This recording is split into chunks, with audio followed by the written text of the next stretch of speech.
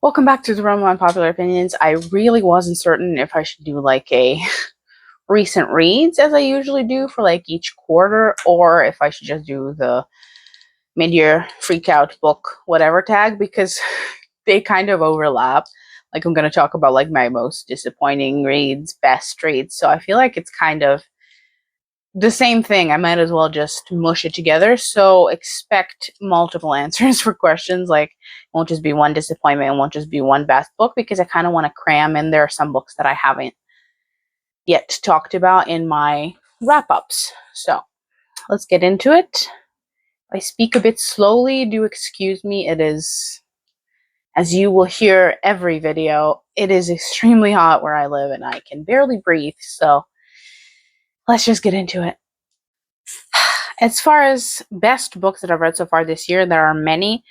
I don't think we're going to go in order, but let's just get into it. The simplest one and the first one that we can talk about is Witch Hat Atelier. I made an entire video for this series. I am anxiously and impatiently awaiting news about the anime. It's my new favorite thing. It's my favorite thing. I already have the urge to reread it, and I've already read it twice this year. Okay, I think it's because with the monthly chapters, I get like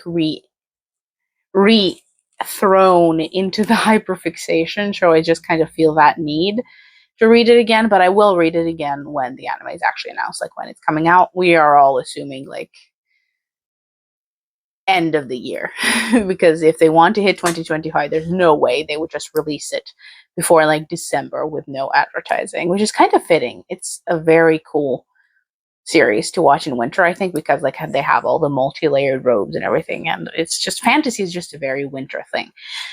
So I won't go on and on about that, but it is my new favorite thing, and I still can't believe that it's my first manga that I've read with like no adaptation. I mean, not necessarily the first. There's one other, but the first one that like I picked up on a whim that I knew nothing about, and it became my favorite thing ever. So I love it to bits. Please read it before the anime comes out, but if many people are convinced to read it after the anime comes out, that's fine as well.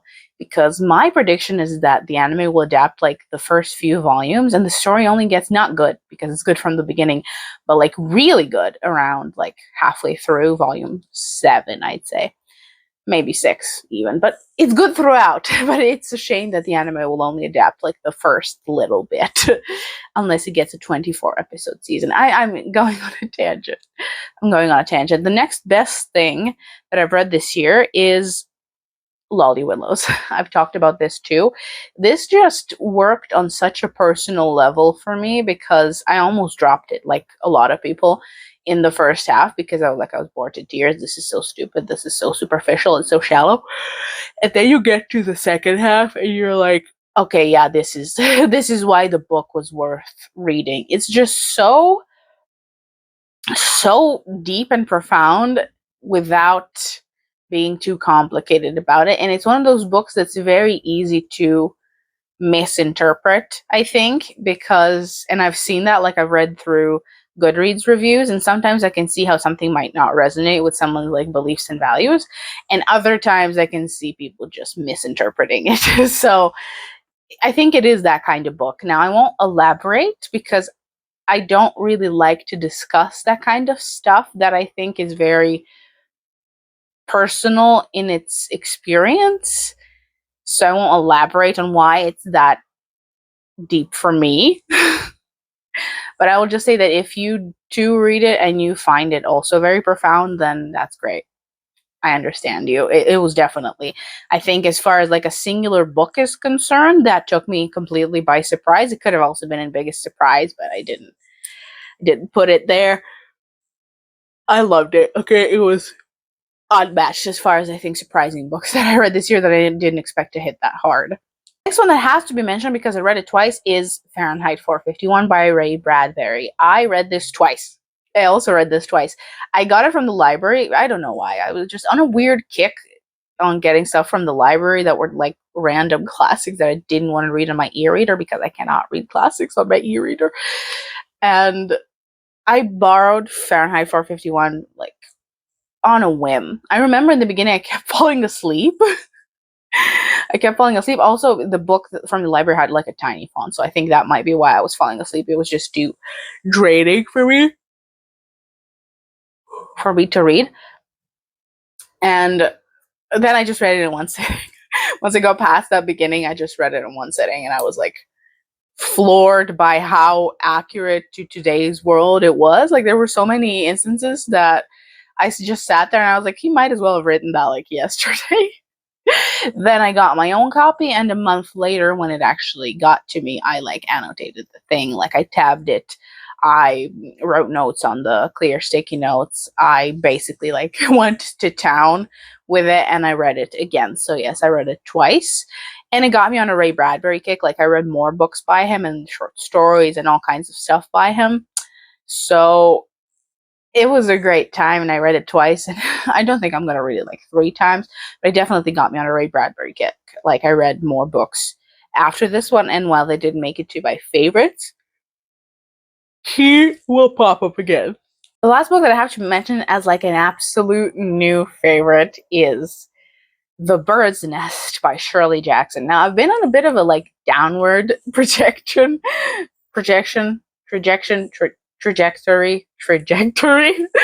with Shirley Jackson, where like the first book that I read by her was by far the best, then the second one was the second best, and it just kept going down. I don't know how that happened, but it happened. And then I got The Bird's Nest, which I think is like actually her last novel that I haven't read, like her last fiction novel that isn't a short story and that isn't like her nonfiction stories. Maybe there's like one more, but I think that's it. Like, I think I've read all of her novels now, and it was so good. Like, it's up there. It was an easy 5 stars. Okay, it gripped me.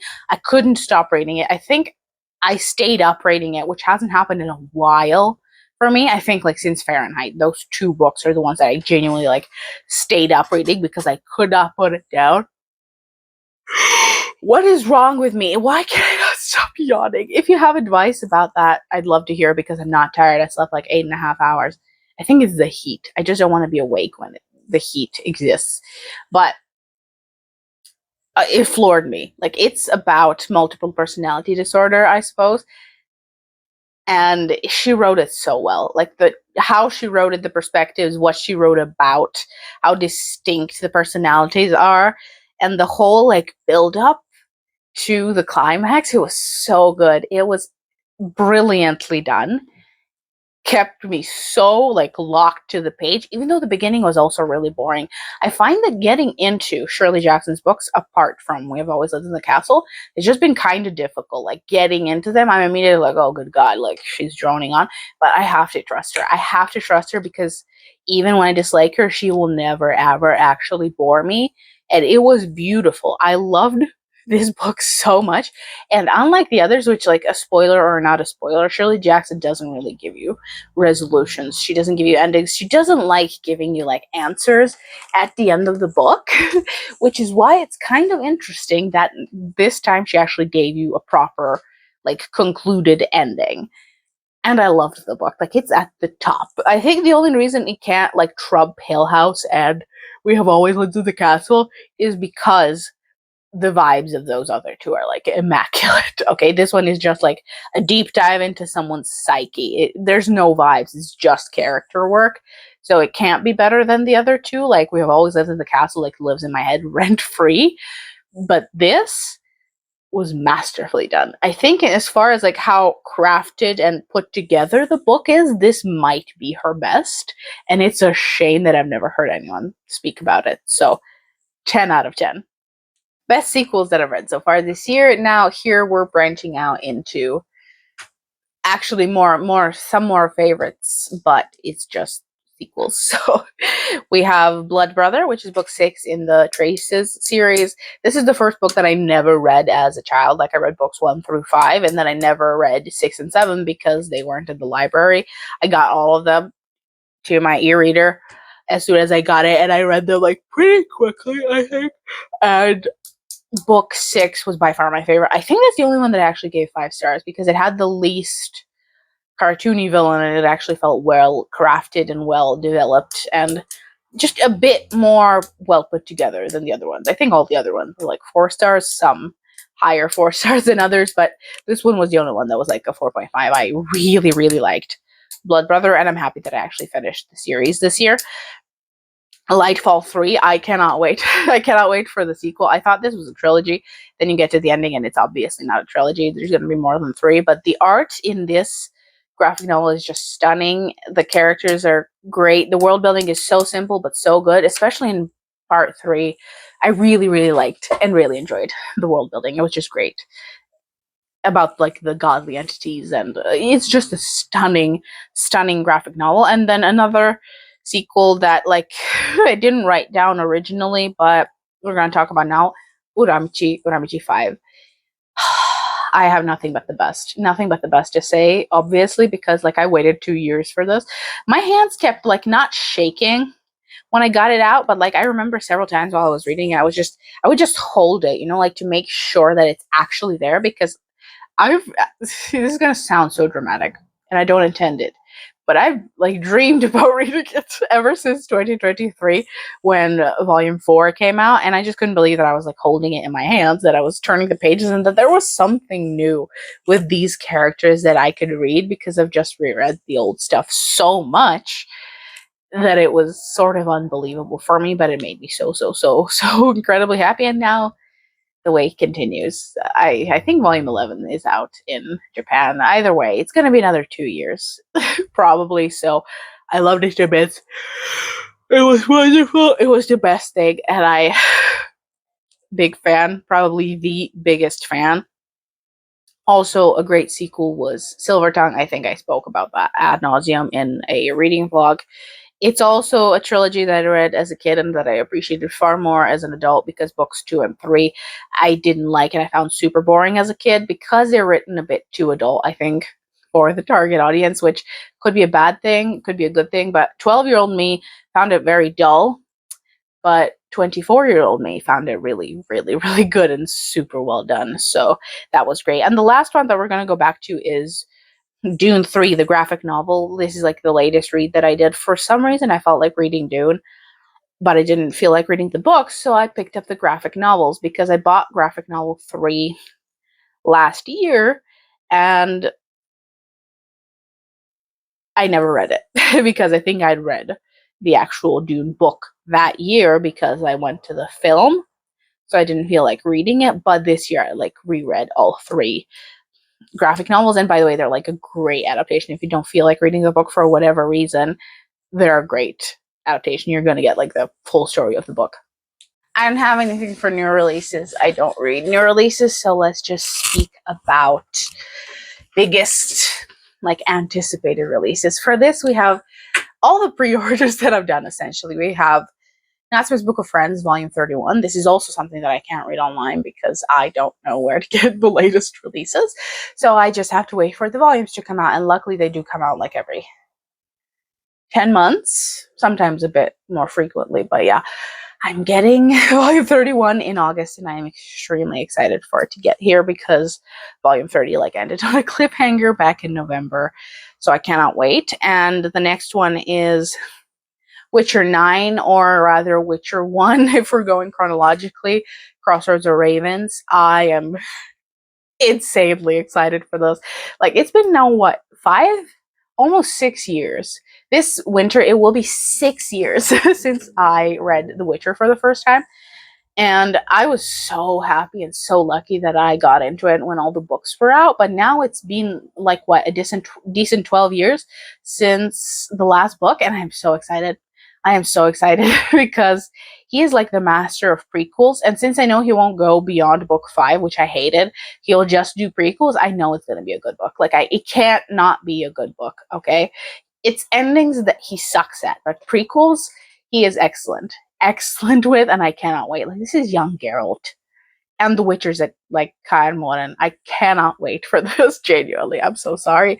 It's my most anticipated thing. And then the third one is Revenge of the Sith, like the special 20th anniversary edition, which I pre-ordered at the low price of 44 euros, which is, I think, the most that I'm ever going to pay for a book. Like, I've paid more for manga, for box sets, for graphic novels or stuff like that, but never for a book. Never for a book. I don't have any special editions, so this is going to be stunning. And I cannot wait for it to get here. I'm very, very, very excited because I think it's going to be the prettiest thing that I own, like, undoubtedly. And it is my favorite book of all time in terms of, like, how it's written. And there's going to be, I think, like, annotations by Matthew Stover. It's going to kill me, but I cannot wait to get it. Biggest disappointments. Let's go with the obvious ones, and then we're going to get to, like, the new ones. The first one is Emily Wilde 2. I have also a whole vlog about this. This is a disappointment, but not a surprise, I think, because since the first Emily Wilde, I read so much Heather Fawcett. I thought I might like the sequel better. Now that I, like, love her so much, I just hated it more because I love her so much. Like, I hated Emily Wilde 2. I think it's going to be the worst books that I've read this year because shockingly, I haven't read that many bad books this year. I don't think I gave many books like 1 star. This could be one of them. I think I gave it like 1.5 stars, I think. But I hated Emily Wilde too. So that's definitely the biggest disappointment because I love Heather Fawcett to bits and pieces. But yeah, this is one of the lowest rated books I think that I've read this year. So it's definitely a disappointment. Then we have Crystal Cave, which just gutted me. It gutted me how this book about Merlin could be so bad. There's also a vlog for this. I keep telling you this because I don't like repeating myself, even if I'm the only one who knows that I'm repeating myself. I really don't like it, but the Crystal Cave made me so angry because I do not comprehend how you can make a story about Merlin boring and religious. And yet here we are. So that was, I think, my personal worst disappointment. And then the last one has to be Dragonflight, which is like the first book about Dragon Riders of Pern by Anne McCaffrey. I knew about this for years. Like, I'm aware of all dragon books because that's my favorite thing in fantasy. And I picked it up. I know there's like 25 books, so it was like a little bit intimidating. Where do you start? But I picked up the first one. It was in the bookstore. I was like, let's get it. Disappointing. Disappointing is putting it mildly because once I finally got into, like, the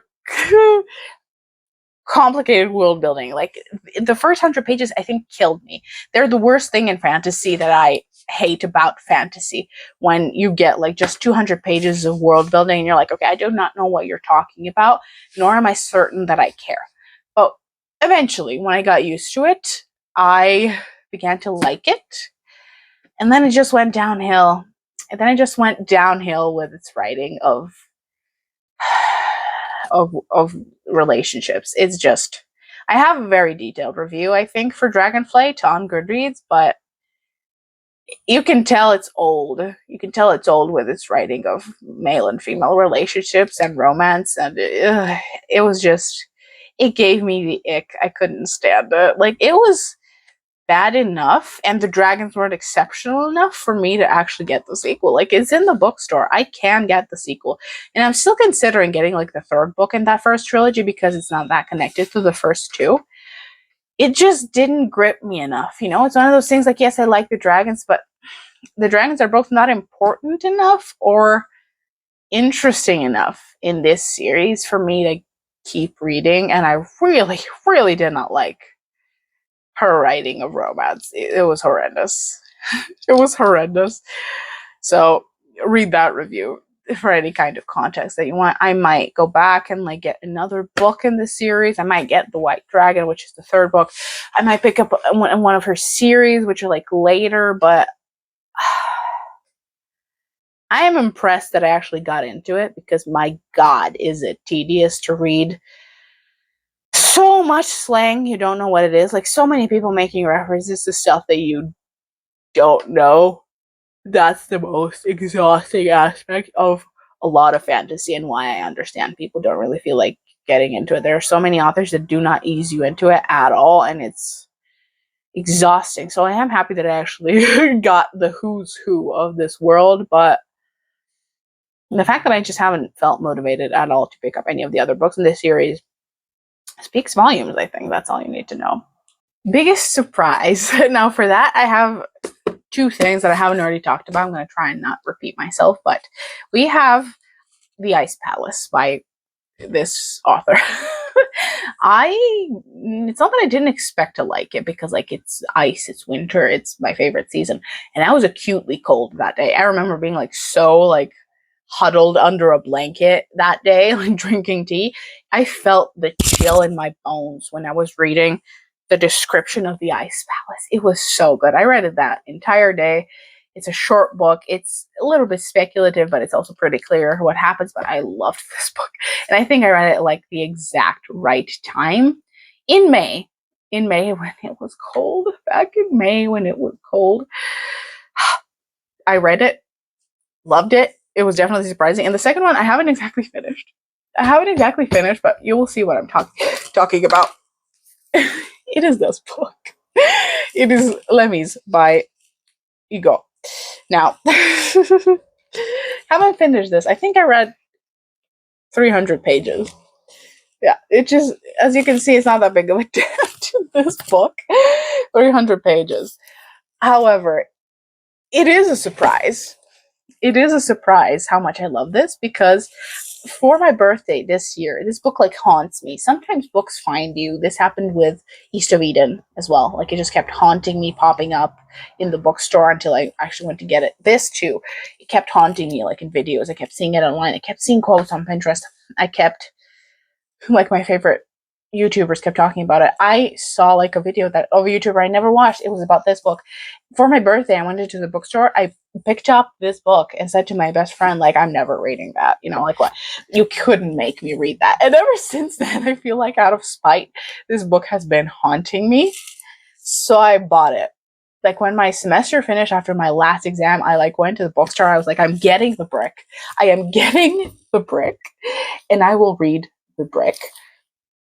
It is like 1,300 pages. It is essentially like Count of Monte Cristo size. The biggest surprise is how much I'm loving it. Because you know that like Victor Hugo like drones on, okay? He drones on, he has digressions.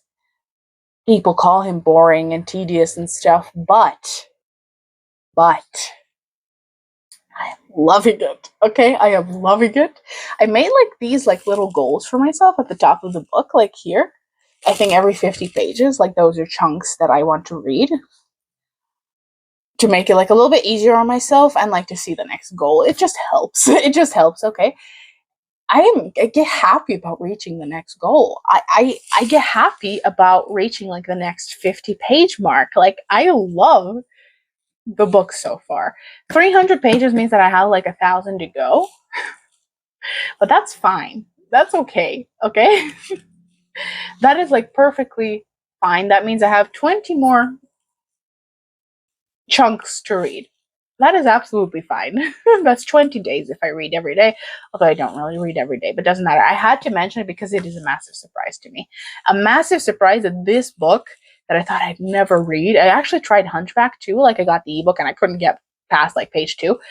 How much I'm enjoying this. Like I annotated like crazy in the beginning, so much in the beginning, and I was like, you've got me, Victor. You've got me. Like I cannot believe I'm saying this, but unlike the Count of Monte Cristo, which is also a brick, this has actually gripped me, and I cannot wait to finish it, and I cannot wait to see where it goes. He's just someone that I enjoy speaking to, okay? Biggest surprise, and when I finish it, I will definitely speak about it. I might like even make like a separate video about it, but nothing surprised me more than the fact that this book just basically forced me to read it. Favorite new author, like I'm not gonna overdo it. There's nothing weird. It's definitely like Kawame Shirahama, Witch Hat Atelier, and Ray Bradbury. I think I'm gonna be reading like almost anything Ray Bradbury has written at this point. New fictional crush. I very rarely have something to add to this because I am not 13 anymore. So very rarely do I have like someone to add to the roster of my fictional men that I would absolutely be with tomorrow. But we have to add Kifri. Like if you've seen anything from that video about Witch Hat, like he's climbed the ranks, okay, for like one of the favorite fictional characters ever, not just like fictional crushes. He's only beaten by Tasai at this point, so Kifri belongs here. And in a similar vein, we have like new favorite character. Also, I think it would be Kifri, but also Coco, because I love that little girl with all my heart. Okay, I don't really, shockingly, and I've noticed that in the last few years, I don't really have standout characters that often anymore. Because often, if I like a book, I love the entire book. You know, like I don't have like a standout character. It's the book as a whole that's a standout. But Kiefer and Coco absolutely count. Like they matter so much to me that when the last chapter came out and there was just like an image of them hugging, I almost started crying. Okay, like it was it was a weird moment, but either way, they mean the absolute world to me. So they belong here as like the only characters to claim this this spot, I guess. Books that made you cry. Now this will be, I haven't bawled at a book yet this year. Okay, I haven't. I cried at Witch Hat though. Definitely cried at Witch Hat the first time that I read it, when I realized how well written like Coco and Kifli are and their relationship. I teared up at Connecticut Yankee and King Arthur's Court, which is like also one of the best books that I read this year. I just didn't know where to put it. I cried at the most random spot in this book. I think the bit where he's talking about how much he loves his wife. I just cried at that. But I loved this book too, by the way. I just genuinely didn't really know where to put it. Excellent book. I love Mark Twain. He could also go like in my favorite authors, but I knew he was one of my favorite authors last year, I guess. So I didn't want to add him to this category this year. And also like The Other Wind, but that was a reread. That I did in what, like January? I think the beginning of the year, yeah. I did like a several year reread of Ursula's books, and I got to The Other Wind and I cried, because I always cried at The Other Wind, but I haven't genuinely like been in the feelings once this year. I think it could be because of university. I just can't afford to do that this year. But maybe this summer. I am expecting this to make me cry, because I know what the ending is like. And I think after going on this journey, I will cry. I've already teared up several times, so I'm expecting to cry at that book. It made you happy, like all the ones that I've already talked about. Like, this is always a silly question. Now, most beautiful book, I have a few. The only one that I wrote down at the time was the one that I had at the time. And that is a new release from this year. And that is Ursula's like Earthsea graphic novel. Now it has, I don't know if I can get it. But it has this like dragon thing. No, I don't think I can get it. Like dragon outline over like Ged's silhouette and shadow. There's like a dragon above him, which you can't really get on the camera. Either way, it's a beautiful, beautiful graphic novel. Like, it's so well done. Let me see if I can get it. Like it's just a stunning graphic novel. Is there like a dragon shot that I can show you? I don't know. Hang on. It's very beautifully done. Now, as adaptations go, it's not my favorite. I think like the Doom graphic novels are definitely better adaptations. And there's this thing where like the dragon is shown like in the shadows, and like you can just see his eyes. It's a beautiful graphic novel. It's beautifully done graphic novel. Who is the illustrator? Fred Fordham. It's stunning. It's beautiful. But again, adaptation wise, it's not my favorite thing ever, because I think it removes like the best lines from the book. I think it didn't include. There you can see it. There's like a reflection of the dragon above Ged's shadow.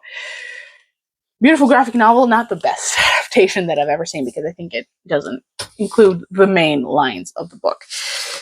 Then we have this, which I got for my birthday. Now, a bit of a backstory for this one is this is like King Arthur and his Knights of the Round Table by Roger Lancelyn Green. I read this before, but like in translation, I wanted an English version, so I ordered it, and it never got to me. It got to me eventually, but I didn't know it would ever get to me. So I bought this like beautiful, beautiful, beautiful version, you know, like lovely hardcover. Everyman Library Children's Classics is purple. It has like this. It has a bookmark. It has illustrations by, I think Beardsley is his name. Let me see if I can get one. Yeah. Like, it's a stunning, stunning, beautiful, absolutely stunning book. But I also now have the paperback with different illustrations, so that's actually good. They're not even the same illustrations, but it's a beautiful book. And I'm not upset that I got it, because of all the Arthurian retellings that I read, this is definitely one of the better ones. Loved it, and I read it immediately. And the third one, I mean, we're going to talk about this just because this is the first year that I read it, and I already mentioned it before, so we're coming back to it now. But the third Dune graphic novel, The Prophet, this is the third part of book 1 of Dune. I read it for the first time this year. It came out this year. I pre-ordered it, like I got it last year, but we're going to talk about it now because now is the first time I read it. It's purple. It's beautiful. It's got delightful art. Let me show some of it because like it's just such beautiful art, I think. Let me show like the first image actually because it's stunning. See, like it's lovely. This is also like, for context, my favorite part of the Dune book, like the first book. This is my favorite part. This is actually why I disliked the film, because this is the part that they changed the most. It's a beautiful graphic novel. This is the part of the book that they changed the most in the adaptation, which is why I really, really didn't like the second Dune film. It cut out one of my favorite characters and so many things that are actually really important contextually that made me angry, but I loved it. It was excellent. This is a good adaptation compared to Earthsea because I think it includes everything that is important. So you can genuinely read this and not read the Dune book. Like, yes, you're losing some nuance that you can get in a graphic novel, but I think as far as like the gist of the first book and all the events and everything that's said and happens, it is good and does like replace the book. Like I read this and I felt like I reread the book. Like I read the Dune book twice, so I feel like at this point I can read this and get like the same thing. And the last question is books you need to read by the end of the year. The Blue Castle by Ellen Montgomery. I hate the format of this book, so reading it will be a bit of a chore, but it's okay, I will do it. Then we have Sleepy Hollow, which I got in the winter for some reason. I really want to read that in like at least October. Then we have Name of the Rose, which I keep saying I'm going to read, and I don't. And the last two books that I need to finish, obviously, like Lemmies, and I need to finish Epictetus, Discourses, Fragments, and Handbooks. Like this is like insanely annotated. Like, do you see this? Like that is insane. I think I'm on book 4, and then I have like a bit of